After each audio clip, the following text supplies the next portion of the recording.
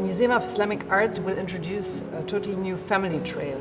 This is actually an extremely important part of the new message of the MIA, is that families go and interact and do things together during this whole journey of the new galleries. They can sit, they can discuss things, they can try things out.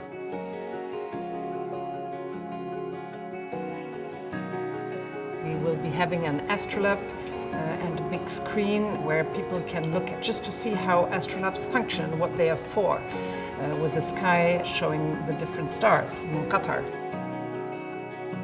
The children will have the astrolabe and then they will maneuver it and point at a star, and if they point at it correctly, a constellation will appear. So it is learning through doing. They will have the experience to magnify a coin or manuscript, to look at all the information, reinterpret it, and create their own coin and learn about the process. We have a smell station where the children will learn about trade through the smell, or to create their own palace in the Andalus gallery. We improve with new screens, we make it more contemporary. We have films also explaining about the concept. For example, in the South Asia gallery we have the jewels. We have films on how these jewels were actually made and also how they were worn, because a lot of the jewels, you think they're ladies' jewels, but no, they're men's jewels. And so it's nice to see they're part of the turban or part of a sash.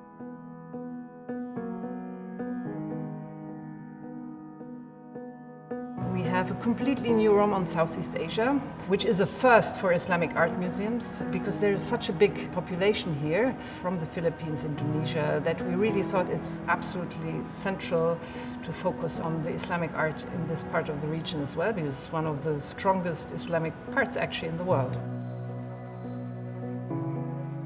We also have a new section on the trade with China, which includes new objects.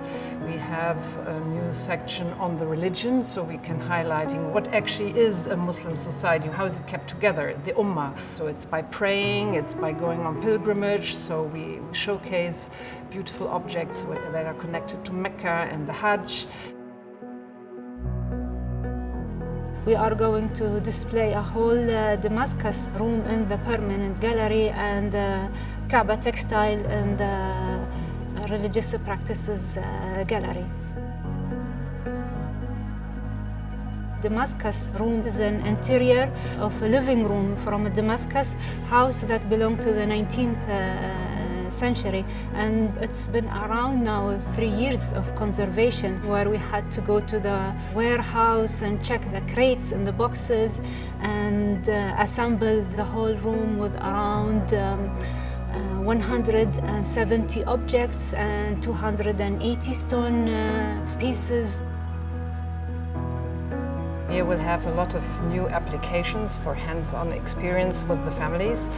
We have one on the garden, how you plant a garden. This will be located in the Spanish section. Of course, Islamic Spain very famous for its gardens.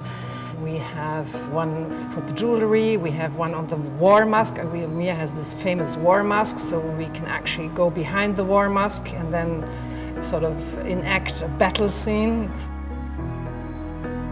One of our criteria is not to change the design of the building, because it is actually beautiful, but to enhance its facilities. We have decided to dedicate the Majlis to provide immersive projection to tell the story of the building and its architectural design with the IMP and its relation with the modern architecture of Doha, and how it's positioned in the middle between old Doha and the new Doha.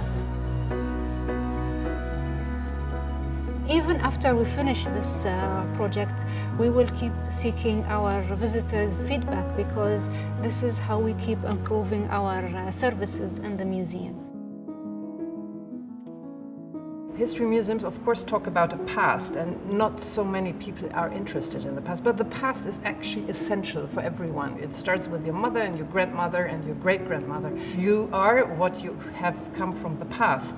And it's extremely important to make the past relevant for today and tomorrow, because you learn from the past, you also get inspired. And this was one of the key points of the new setup, that you make it relevant for today. All the topics, they touch you and they make you think.